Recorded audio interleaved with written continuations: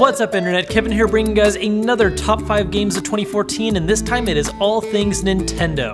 They had a really good year this year, mostly due to the fact that there were a lot of games we've been waiting on for quite a while that finally came out back to back to back. And while not every game on this list is from Nintendo directly, it's no surprise that the majority of them are. With that being said, let's get the one big elephant in the room out of the way. This is actually 2 separate games that I'm counting as one for a pretty obvious reason, I think, and that's Super Smash Bros. For the Wii U and 3DS. This is easily the one title most Nintendo fans were waiting on since the release of the Wii U. Super Smash Bros. For 3DS and Wii U is the first game in the series to see a release on 2 different platforms, each featuring their own unique game modes and multiplayer options, but sharing the same core experience in terms of the game's roster and balance. While the 3DS version does have the pretty fun Smash Run mode, the main benefit of it is the fact that you have Smash Bros. Portably, which is pretty fun when you want just to do an impromptu game with someone. But the Wii U version is by far the more definitive experience, offering a greater variety of stages, both big and small, introducing 8-player Smash, and it is the best looking Smash experience to date. These games not only offer the largest roster in the series, but there's already more being teased to come, including Mewtwo, and it's also introduced ways to customize each character to fit your particular playstyle. Whether you're a hardcore player looking to prove your skills or a casual player just wanting to play with items on or collecting trophies, Super Smash Bros. Continues to be one of, if not the strongest unique property Nintendo has, and this one has proven itself worth the long wait. Alright, well we already got the Mario train rolling, so let's go ahead and talk about the other Nintendo dynasty that got a new entry this year, and that's Mario Kart 8.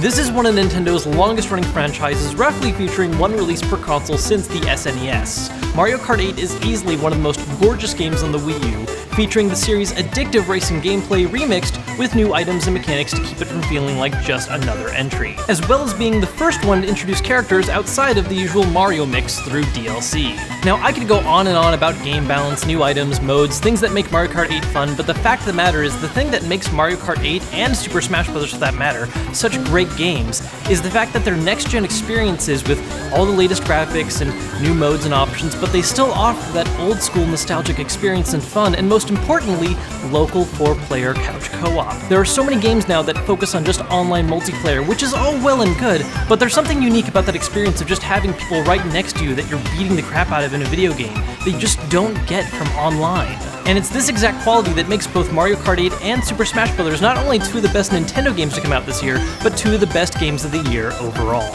Alright, we've already got 2 major Nintendo franchises out of the way, but there's one more we need to talk about. It's the newest entry in one of Nintendo's most popular portable games ever, and that's Pokemon Omega Ruby and Alpha Sapphire.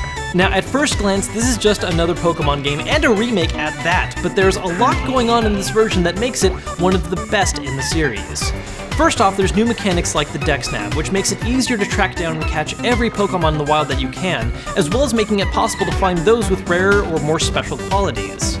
This game also makes the 6th generation of Pokemon games the first in a long time where it's actually conceivably possible to catch all non-event Pokemon without transporting stuff from a previous generation. In other words, this may just be a remake, but it's a really damn well done one, straying from being just something as simple as porting the original experience into new graphics. Longtime Pokemon fans might have already splurged buying this one, but anyone curious about getting back into the series or has never actually played it till now, this is the best time to get into it. Alright, that's enough of the usual suspects. Let's go ahead and talk about some other games that came out on Nintendo platforms that were from outside developers. Starting with the surprise sequel to one of the biggest cult classics of Xbox 360 and PS3, Bayonetta 2.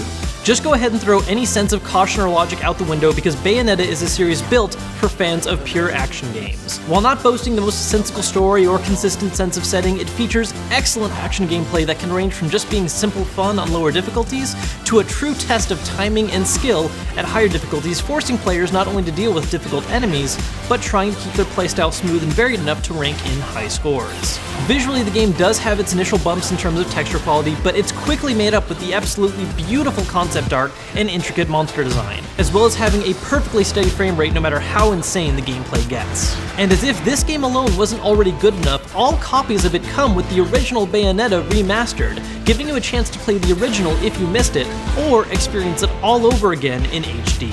Now, last up on the list is probably the biggest outsider, but also my personal favorite, and really, to be honest, one of my top 3 games of 2014 overall, and that's Bravely Default for the 3DS. Now this game was originally released in Japan back in 2012, and it finally hit the US this past February. Bravely Default is more or less Square Enix's love letter to fans of old-school Japanese RPGs, particularly the first few Final Fantasy games. The combat system is a mixture of familiar traditional mechanics with some twists to really alter player strategies, and a robust class system that admittedly is pretty abusable in late game, but it's also tons of fun to experiment with customizing your party. It has a fantastic story that's almost childish and lighthearted at first, but gets considerably and really surprisingly at times really dark, accentuated with just a few bad puns here and there with a great cast of characters. Anyone who's a fan of old school RPGs or even modern ones will find a lot to love about this title, making it, in my opinion, an absolute must-have for any 3DS owner. Well, there you guys have it, my top 5 Nintendo games of 2014. They had a really good year and there were a lot of ones to choose from, but I feel like these 5 were definitely the biggest and best. But if you disagree with that, let us know in the comments what some of your favorites were from this year. Now, if you guys missed it, I did have another top 5 video posted earlier, which was on my favorite Xbox One and PS4 games. We've also got a giveaway going on for that video, so make sure you check that out if you haven't yet. That's linked down below in the description as well. Now, we've got a couple more top 5 vids to go before the year's over, so make sure you don't miss those. Until then, though, I'm Kevin Kenson, and I'll see you guys later.